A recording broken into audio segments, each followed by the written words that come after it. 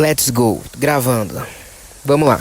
O ano é 2014 e a TV de casa só ficava ligada no SBT. Meu irmão mais novo e eu, depois de chegarmos da escola, já comemos, brincamos e assistimos a programação todinha da SBT daquela época. Até chegar a hora dos sitcoms da madrugada. Sem dúvida, eu posso dizer que a minha favorita era Dois Homens e Meio. Eu ficava acordado até as 3 horas da manhã pra assistir 2 ou 3 episódios. Dependia da programação do dia. E eu mal esperava pro próximo dia eu assistir mais. O que eu não sabia é que bem naquele ano, estava indo ao ar a última temporada da sitcom que, sem dúvida, foi a mais famosa da última década. E até chegar naquele final, aconteceu diversas conturbações, que por consequências se resultaram ao final sem alma e sem coração nenhum. Mas como diria Jack o Estripador, vamos por partes. Bem-vindo ao Pesa Geek, e nesse vídeo vamos entender como a sitcom mais famosa dos anos 2000 conseguiu entregar um dos piores finais de série da história, conquistando uma nota 3,7 no IMDb. E se você não quiser ser um ridículo e fracassado como Alan Harper, ou ter um final como o do Charlie Harper, deixa um like aí no vídeo. Não é uma ameaça, eu juro. Agora sim. E aí, gente boa? Bom, Two and a Half Men, ou Dois Homens e Meio aqui no Brasil, foi a sitcom mais famosa dos anos 2000. Isso você já tá careca de saber. E mesmo que incrivelmente você nunca tenha assistido, com certeza você conhece essa abertura.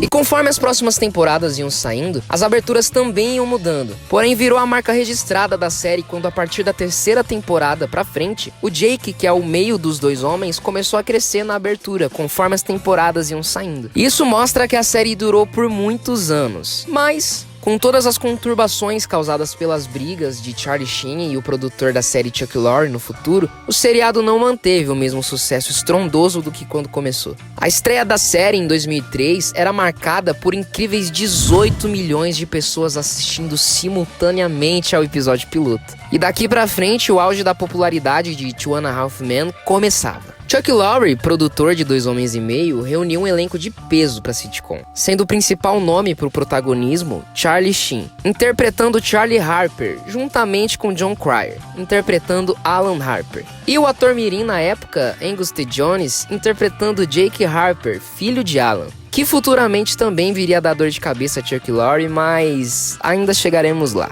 A primeira temporada do seriado começa nos apresentando e estabelecendo o lugar de cada personagem. A começar por Charlie Harper, que aqui é um solteiro ricaço e garanhão, que ganha muito dinheiro com o pão do Jingles e vive a vida sem censura na sua casa em Malibu. Alan Harper é o seu irmão mais novo, que trabalha como quiroprata e que acabou de sofrer um divórcio. Então precisa pedir ao seu irmão mais velho para que passe algumas semanas em sua casa, até endireitar sua vida. E até aqui ele tem a boa intenção, sendo certinho de um jeito irritante e sempre se ferrando no final. Alan se divorcia de Judith, que até aqui ainda estava descobrindo se era gay ou não, e que ao decorrer da série vai nos dar um pequeno ranço por sempre querer extorquir ou ferrar o Alan. Juntos ele tem o Jake, o filho de 10 anos, e sobrinho de Charlie, que não via há um tempo, e que agora passaram os finais de semana em sua casa na praia. Aqui os três brilham contracenando juntos, tirando boas risadas do público, principalmente Charlie e Jake, que aqui ainda era fofinho e esperto e ajudava o Charlie a conquistar as mulheres. Para fechar o elenco indispensável da série, temos Evelyn, mãe dos dois protagonistas, que fazem questão de sempre deixar claro como a sua mãe é péssima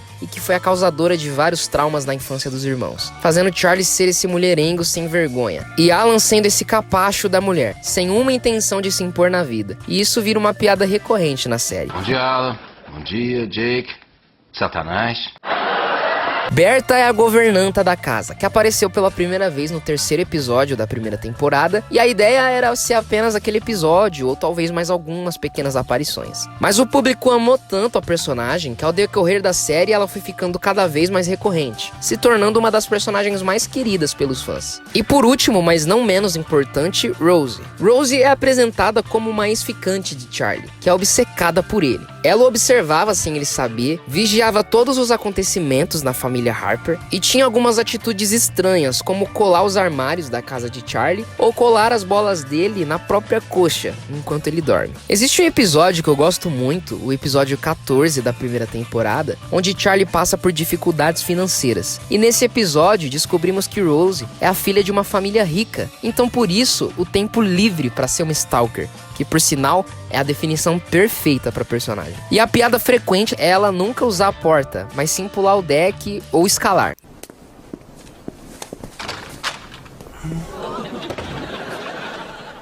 Ela usou a porta da frente?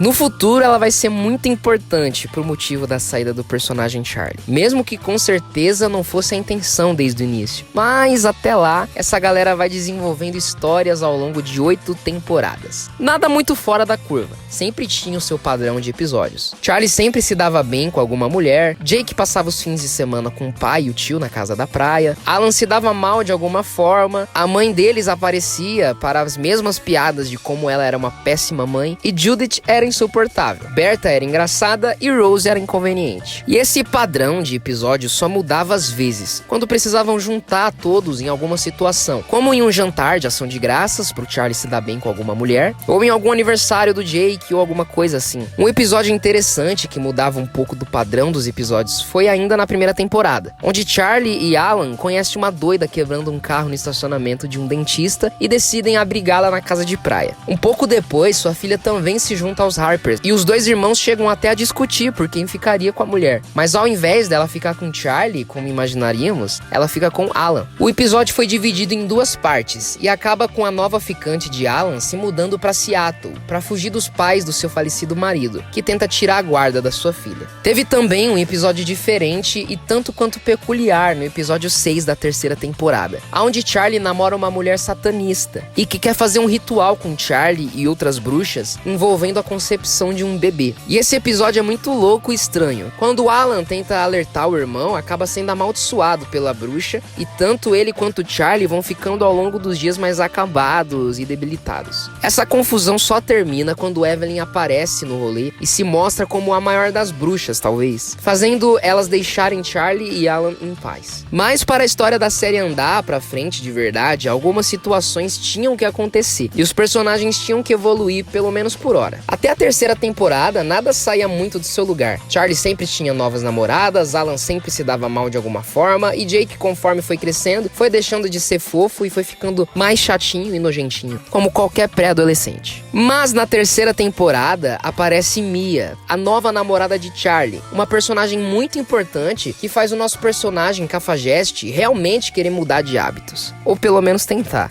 E Charlie sossega de verdade, assim como Alan, que namora sério com uma ex-ficante de Charlie, Candy. A história se mantém em torno dessa dinâmica de Charlie, Mia e Alan e Candy morando na casa de praia, e com Jake indo lá aos fins de semana. Mas a história muda mesmo quando Charlie e Mia decidem se casar em Las Vegas. E Mia coloca Charlie na parede, bem na hora do matrimônio, dizendo que Alan teria que se mudar da casa do seu irmão após o casamento, soando uma atitude bem egoísta da parte dela. Assim, Charlie decide não se casar e termina o seu noivado, pois mesmo sempre dizendo que queria o seu irmão fora da casa dele, ele não poderia expulsar o Alan e Jake por conta da Mia. E isso mostra um grande coração de Charlie. Mas ainda é 2 homens e meio, então alguém tem que se ferrar no final. Ali em Las Vegas, Alan decide se casar com Candy, ou seja, ele sairia de qualquer forma da casa do seu irmão, sem Charlie precisar terminar o seu noivado. E pra completar, Alan joga uma moeda em um caça-níquel, assim ganhando $500 mil e seguindo a sua vida com Candy. A quarta temporada continua a história dos Harpers e inicia colocando cada um no seu devido lugar mais uma vez. Charlie, um mulherengo inconsequente, Alan, um divorciado e falido mais uma vez, e Jake, um adolescente com problemas de adolescente. E a piada no início dessa temporada gira em torno da aposta que a família fez de quanto tempo Alan duraria com Candy, antes dela largar ele e sugar tudo que ele tinha, assim como o primeiro casamento, colocando Alan no fundo do poço. A história continua sem muitas novidades do comum da série. Charlie se relaciona com novas namoradas ao decorrer dos episódios, como a corretora de imóveis, que era a cópia da sua mãe, porém mais jovem, a juíza, que tinha um filho pequeno que acabou inspirando Charlie a, além de ser compositor de jingles, ser um cantor de músicas infantis, o Charlie Waffles. Charlie também se envolve com a recepcionista de Alan, de 1,47 m, Melissa. Também se relaciona com Courtney, filha do novo namorado da Evelyn, com quem ela iria se casar. Posteriormente, em um dos meus episódios favoritos, é revelado que Courtney na verdade se chama Sylvia e que junto com Ted, namorado da Evelyn, sempre mudam de identidade para darem golpes e roubarem de ricos, como estavam fazendo com Charlie e Evelyn. E uma curiosidade foda é que o episódio 16 da 5ª temporada, onde acontece essa história, foi escrito pelos roteiristas da série CSI. E o episódio 16 da 8ª temporada de CSI foi escrito pelos roteiristas de 2 Homens e Meio, havendo um crossover bom demais entre as duas séries. No fim, Sylvia é presa, e Ted, que se envolvia com Sylvia, que na verdade não era sua filha, morre de ataque cardíaco depois de não aguentar uma foda com ela na cama de Charlie. E o episódio gira em torno dessa investigação, muito foda. Bom, entre uma namorada e outra, Charlie se envolve com Chelsea, e é aqui que é importante dizer como a visão de mundo dos escritores brancos e ricos de meia-idade de Hollywood são fora da realidade. Aqui as mulheres são fantoches, e se ainda não caíram, irão cair nos encantos de Charlie. As muitas namoradas de Charlie, às vezes não sabemos nem o nome. Elas duram 1 ou 2 episódios no máximo, com exceção da Mia e agora Chelsea. Vale dizer que a própria Chelsea, que viria a ser importante para a trama da história de Charlie, aparece outras vezes como uma das namoradas de Charlie, aparecendo uma vez logo no piloto como um flerte no mercado, na 2ª temporada como mais um rolo de Charlie e também na 5ª temporada como mais uma noite casual. Aqui na 6ª temporada, Chelsea é mais uma das ficantes de Charlie, que começa a se questionar do porquê que ele não dorme na casa dela e também porquê que ele não repara nela. E quando Charlie percebe que está perdendo Chelsea, ele percebe que a ama e que precisa ficar com ela. E quem o ajuda a entender esses seus sentimentos é a sua psicóloga, que foi apresentada no final da 1ª temporada como ainda pediatra de Jake. Bom, os escritores queriam que Charlie estivesse num relacionamento. E com muitas idas e vindas e histórias malucas, Charlie e Chelsea ficam noivos. E nesse meio tempo, Alan namora Melissa, sua recepcionista, que ficou com Charlie um tempo antes. O relacionamento de Alan com Melissa não vai muito longe, e aqui acontece uma coisa engraçada e curiosa com Alan na série. Na temporada 6, Judith tem uma recaída com Alan, mesmo estando casada com Herb, o novo pediatra de Jake. Eles estavam juntos desde a 2ª temporada, mas aqui estão com uma crise no casamento. E depois de Alan passar a noite com Judith, ela se arrepende e volta com Herb. Porém, uns meses depois, ela parece grávida. E Alan tem certeza que o filho é dele. Porém, ela meio que despista e diz que é do Herb, mesmo também achando ser de Alan. E essa dúvida de quem é o pai fica durante a série inteira. O engraçado é que eles esquecem essa trama da 2ª filha de Alan e Judith, sendo mencionado poucas vezes na 6ª temporada, quando ela nasce, também no sonho de Alan, onde ele vê Jake em forma de menina 14 anos depois, e também na 9ª temporada, em um sonho de Walden, tudo levando a crer que a criança é filha de Alan com Judith. Na 10ª temporada, Judith termina com Herb, após flagrar ele a traindo. Assim, ela indo embora com a sua filha e nunca mais a série voltando no assunto. É que ela me deixou. Ah, não diga isso. O que houve? Tive um momento de fraqueza com a minha secretária. Na verdade, 36 momentos e meio de fraqueza. E meio? Judith chegou no meio do 37. Bom, agora nós chegamos em um momento muito importante do vídeo, pois é a virada de página da sitcom mais famosa dos anos 2000. Sendo mais realista, chegamos no começo do fim. Agora, Chelsea e Charlie terminam de vez. E na 8ª temporada, Charlie chega no fundo do poço. A gente consegue ver a diferença na atuação do ator. E quando pensamos que, em paralelo a isso, Charlie Sheen também estava envolvido em várias polêmicas, faz sentido. Na época, Charlie Sheen era o ator mais bem pago de Hollywood, chegando a ganhar $1.800.000 por episódio. E por isso se sentia intocável e poderoso, chegando até a dar entrevistas e aparecer em lives, xingando o diretor da série Chuck Lorre, com ofensas pesadas, dizendo como o odiava. Vale lembrar que Charlie, que interpretava na série uma versão exagerada de si mesmo, estava sóbrio e sério pro trabalho há bons anos. Mas aqui ele já estava entregue a muitas drogas, álcool e ao descontrole total. Jon Cryer disse em entrevistas como adorava gravar com Charlie e como era tudo belo nos tempos de ouro da série. Porém, com o tempo, Charlie começou a ficar insuportável e irresponsável, como se não tivesse saco mais para aquilo, chegando a não ensaiar as falas e as cenas dos episódios. O próprio Charlie futuramente deu entrevistas dizendo que estava vivendo a sua vida social mais do que o trabalho, que a vida dele sempre era festas, bebidas, amigos, viagens, e que no meio disso, a série estava no meio, atrapalhando a vida social dele. Chuck Lorre segurou ao máximo, mas depois de muitos ataques e ofensas até a sua religião e falta de compromisso nos bastidores, a temporada, que como de costume teria mais de 20 episódios, aqui terminou no episódio 16, encerrando o contrato com Charlie Sheen e encerrando a história de Charlie Harper. Mas para isso, vamos voltar e entender a vida conturbada do personagem Charlie Harper. Aqui Charlie teme viver sozinho o resto da vida, e ainda mais quando Rose volta, depois de um tempo sumida, dizendo que irá se casar, assim despertando um sentimento no Charlie, que aqui estava se envolvendo com uma mulher mais velha, com uma filha de 20 anos e histórias do Charlie. Rose, na história da série, se mudou para Londres, depois de uma personagem bem ativa na série, sendo babá de Jake, estando em situações familiares dos Harpers, até ficando com Alan em um episódio. A atriz de Rose sai da série para estrear uma nova série, porém ela foi cancelada, e ela volta aqui para mais um truque para atrair Charlie.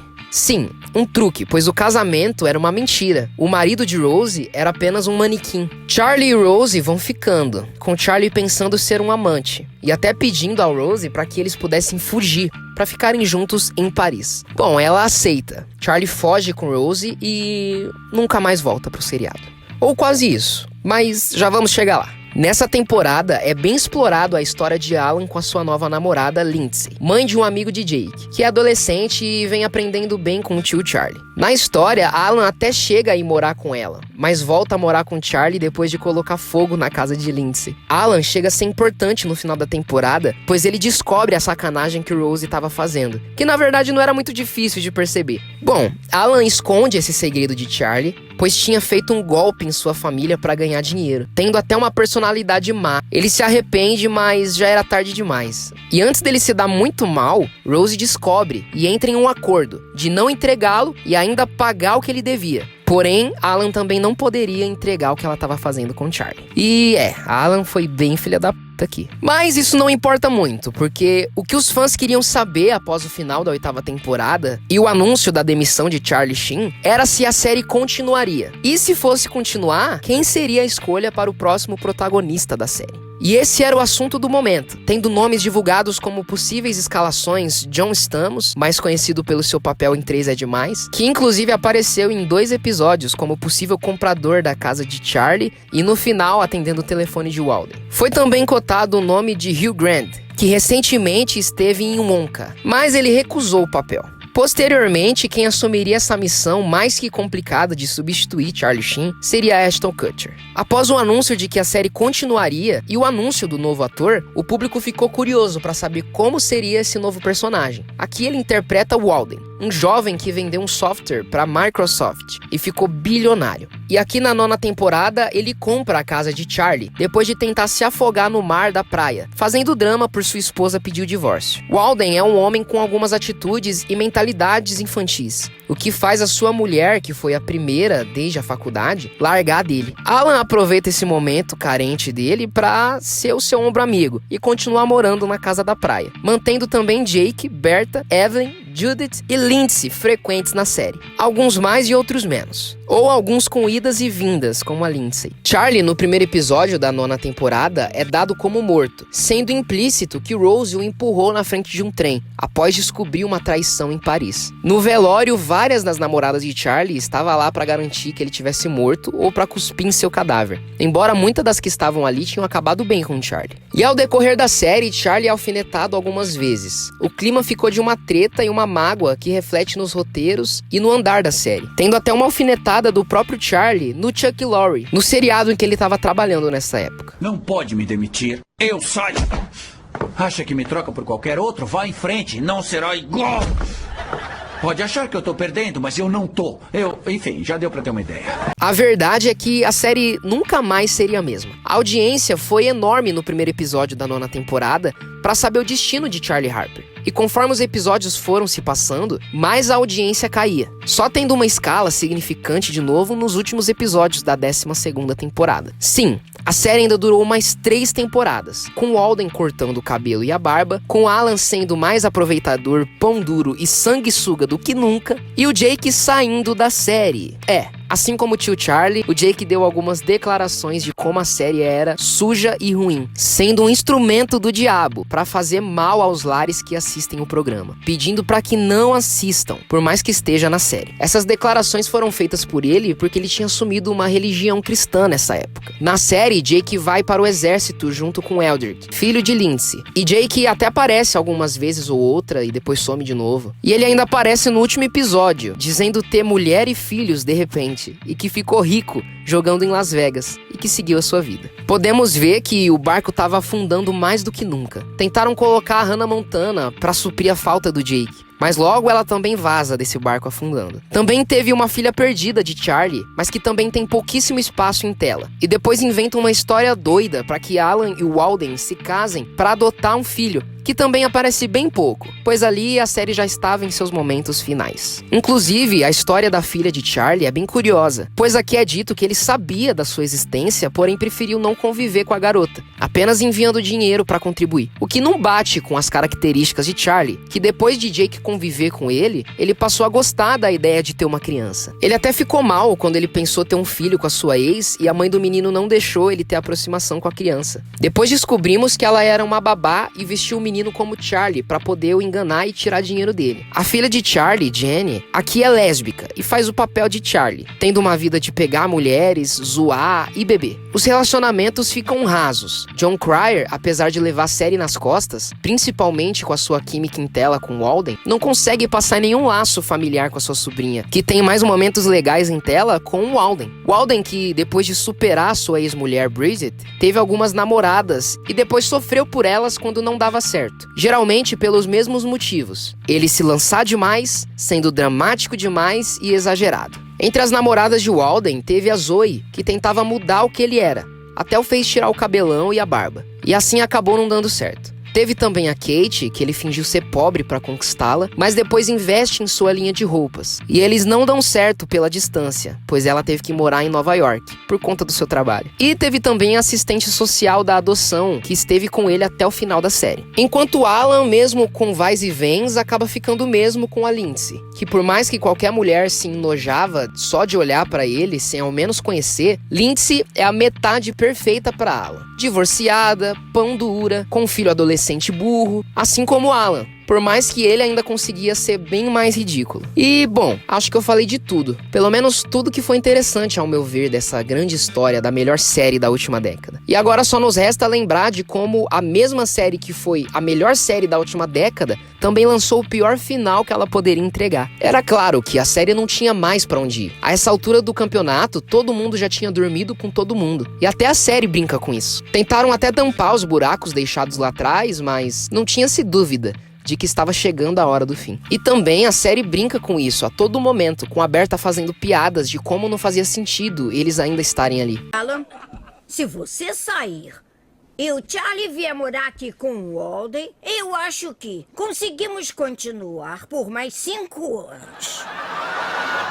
Nos últimos 2 episódios, Charlie tem muita grana em royalties para receber. Porém, para alguém da família receber esse dinheiro, precisam do atestado de óbito de Charlie. Alan tenta arrumar esse atestado sem revelar o motivo para ninguém, para assim ele ficar com a grana toda para ele. Então ele tenta ver se a Evelyn tem o atestado, mas ela não tem. E nem a Jenny, filha de Charlie. E para completar, Jenny recebe uma carta de desculpas, junto com bastante dinheiro, além de outras mulheres com quem Charlie magoou, ou o roteiro quis dizer que magoou. Alan se informa mais uma vez e é informado de que o dinheiro já foi retirado. E sim, descobrimos que Charlie Harper está vivo. Rose aparece contando o que aconteceu, com uma animação macabra e estranha. Bom, vamos lá. Charlie, após trair Rose com algumas pessoas e até uma cabra, ele corre atrás dela para se desculpar, e ela tenta empurrá-lo na frente de um trem, mas acaba sendo salvo pela cabra. Então ela prende Charlie em um calabouço por 3 anos, o alimentando, dando banho de mangueira e fazendo sexo com ele dopado, como uma louca, o mantendo em cativeiro.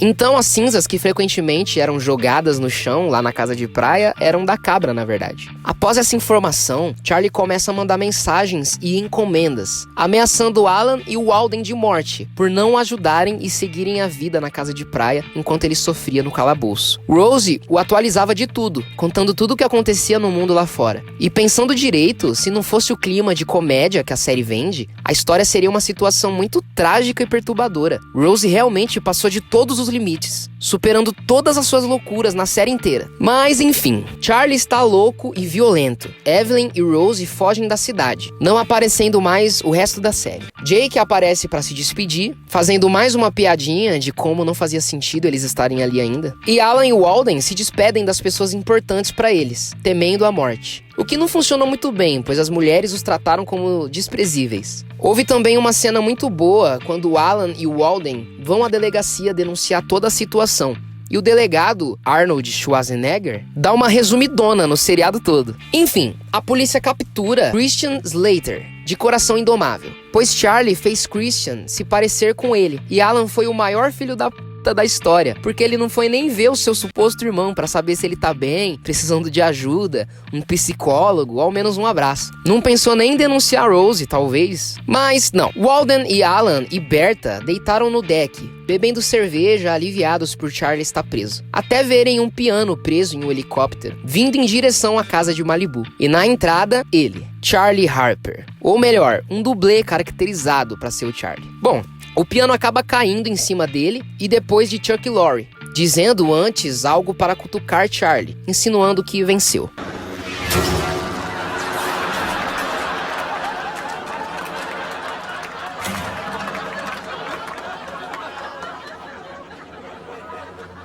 Na mosca. No final dos créditos, onde sempre tinha um card, Chuck Lorre diz ter convidado Charlie Sheen pro final, onde ele bateria realmente na porta, viraria pra câmera e daria um conselho motivacional para que as crianças não usassem drogas, dizendo como isso faz mal e destrói a pessoa, a menos que fossem como ele, pois ele é indestrutível e forte, e assim o piano cai em cima dele. Porém, Charlie apenas topou participar se ele virasse para a câmera com uma cena fofa, preparando o terreno para uma nova série, Os Harpers. Bom, Chuck Lorre entrou em uma série de tretas e mágoas com um funcionário que ficou doente e que precisava de ajuda. Uma besteira que poderia ter tomado outro rumo. A série se tornou um veículo de picuinhas e birras assistida por milhões semanalmente, já que os roteiristas de 2 Homens e Meio não tiravam mesmo o Charlie da cabeça. Isso aí acontece o tempo inteiro. Os turistas pegam o mapa errado das casas das celebridades. Ô, pinguça, o Charlie Sheen não mora mais aqui não, ouviu? Houve um episódio mesmo onde Alan achava ser o Charlie, começava a se comportar como ele, indo parar até no hospício. Teve também um episódio em que um fantasma de Charlie aparecia no corpo de Cat Bates, de Titanic, enquanto Alan estava internado por conta de um ataque cardíaco. Posteriormente, Chuck Lorre e Charlie Sheen fizeram as pazes, trabalhando juntos de novo em How to Be a Book. Jon Cryer diz em entrevistas que adora Charlie, mas que ele o ofendeu nessa fase conturbada dele, o chamando de traidor, falso e etc. E que prefere não ter contato. Apesar de eu apoiar muito a série dos Harpers, basta uma reuniãozinha aí entre vocês. Bom, de mais ou menos 2 anos pra cá, eu venho assistindo 2 Homens e Meio nos streamings infinitamente. Eu não tenho problema em assistir as 3 últimas temporadas com Ashton Kutcher, acho legais até, tirando algumas coisas que são bem chatas, como a filha do Charlie, também a Hannah Montana e as histórias desinteressantes de Walden no trabalho com personagens insignificantes que nem foram citados aqui no vídeo, a não ser agora. Mas é inegável que as primeiras 8 temporadas com Charlie são as melhores e maiores, que fez a série ser o que foi. É como se até a 8ª temporada fosse uma série e da 9ª até a 12ª fosse outra série. Hoje Charlie Sheen diz estar bons anos na sobriedade, focado na saúde e na qualidade de vida, depois de altos e baixos na carreira. Ele participa de alguns projetos, bem focado no trabalho. Jon Cryer e Ashton Kutcher continuam em projetos de Hollywood. Inclusive, a esposa de Ashton apareceu em um episódio da série, sendo o interesse de Walden. Angus DeJohnny se afastou dos holofotes de Hollywood e hoje tem seus trabalhos pessoais, inclusive na música. O restante eu acho que não vale a pena falar aqui, a não ser a honrosa menção da atriz Conchata Gauden Farrell, que nos deixou em 2020 aos 77 anos, após uma parada cardíaca. Mas me diz aí nos comentários a sua opinião sobre o auge e a queda de 2 Homens e Meio. Eu quero saber o que você acha sobre toda essa treta e a sua experiência experiência com essa série. Bom, esse foi mais um vídeo do Pesa Geek. Se inscreva e ative o sininho para receber os próximos vídeos. Deixe um like e um comentário legal. Te vejo na próxima.